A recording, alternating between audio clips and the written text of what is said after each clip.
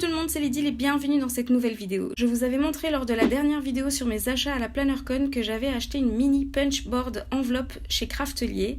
D'ailleurs, si vous n'avez pas vu cette vidéo, vous pouvez cliquer sur le i en haut à droite. Et donc, je vous propose aujourd'hui de faire avec moi une enveloppe avec la punchboard, mais pas que. Je vous propose de décorer l'intérieur de l'enveloppe avec une peinture à l'aquarelle simple à faire.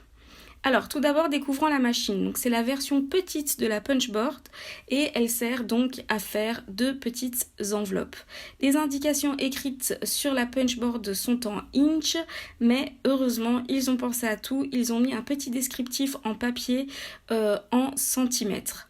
Alors tout d'abord, je regarde un peu ce tableau qui est divisé en 3 colonnes.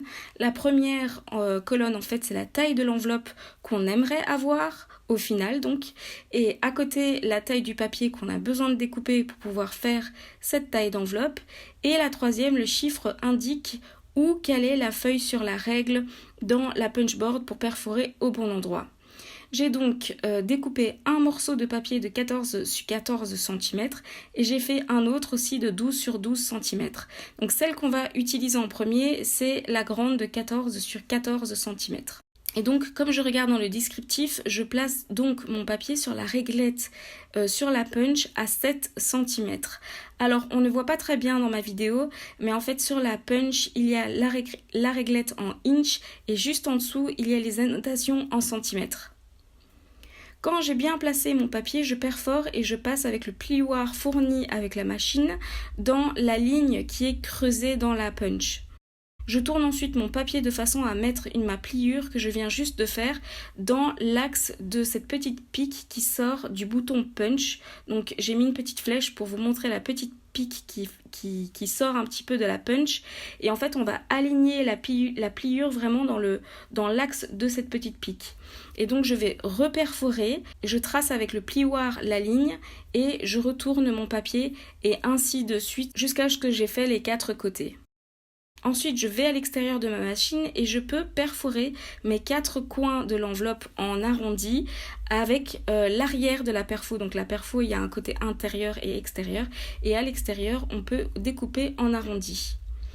Donc voilà, mon enveloppe est faite. Je repasse rapidement avec le plioir dans les plis de mon enveloppe et je fais ensuite de même avec le plus petit morceau de papier.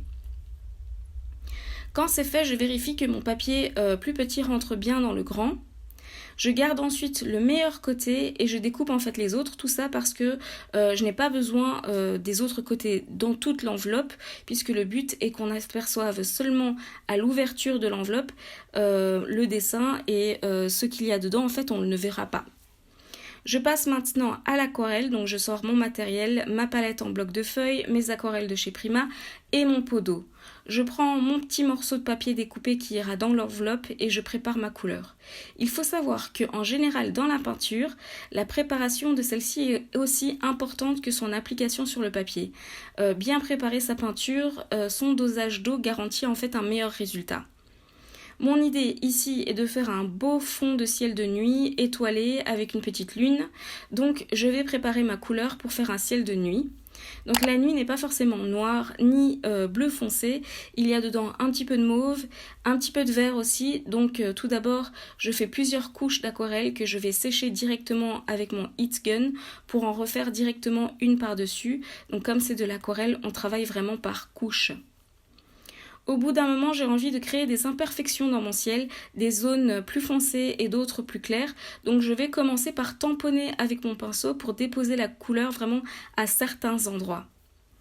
Pour que ce soit encore plus aléatoire, je vais mettre ma couleur sur ma palette de papier et tamponner dessus avec mon papier, puis sécher directement à l'aquarelle pour créer au fur et à mesure de plus en plus de couches.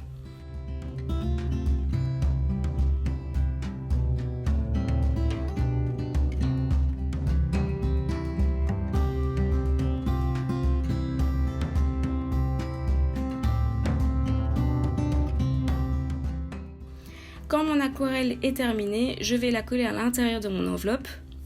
Je ferme ensuite mon enveloppe et je colle pour que ça ne bouge plus.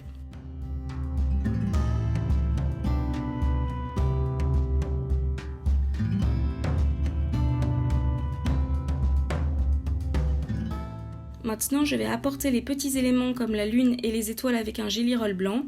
Comme d'habitude, vous trouverez toutes les infos sur le matériel que j'utilise dans ma vidéo dans la barre d'infos qui est juste en dessous de la vidéo. Pour faire des étoiles, il faut vraiment prendre son temps et faire des petits points partout. Il ne faut pas appuyer trop fort avec le Gelly Roll, parce que sinon on risque de faire des traits en fait quand on va trop vite. Donc il faut vraiment prendre son temps et il ne faut pas être trop régulière non plus dans la distance entre chaque étoile, car quand on regarde le ciel, les étoiles ne sont pas forcément bien réparties dans le ciel. Certaines sont plus proches et d'autres plus éloignées. Donc voilà, il ne faut pas hésiter à en faire certaines qui sont l'une à côté de l'autre et puis espacer un petit peu certaines étoiles. Ensuite, je fais aussi ma petite lune, donc j'ai dessiné un croissant de lune. Et pour finir, j'écris toujours avec le Gelly Roll blanc Under the Stars, qui veut dire sous les étoiles, car j'avais envie d'inclure dans cette petite enveloppe un petit mot à découvrir quand on ouvre l'enveloppe. Je repasse avant de clôturer sur certaines étoiles pour les rendre un peu plus grosses parce que de nouveau dans le ciel il y a des étoiles qui sont un peu plus fines, moins visibles et d'autres un peu plus grosses et donc plus visibles. Et voilà le résultat. Donc voilà pour cette vidéo tuto. J'espère que ça vous a plu, que vous avez aimé la petite démo de la mini punchboard enveloppe et que vous avez également apprécié retrouver l'aquarelle dans mes vidéos parce que c'est vrai que ça fait longtemps que je n'en avais plus fait dans mes vidéos. Si vous voulez être tenu au courant des nouvelles vidéos, n'hésitez pas à cliquer sur la petite cloche en dessous. Si vous n'avez pas vu ces vidéos, vous pouvez cliquer dessus. À très bientôt dans une prochaine vidéo.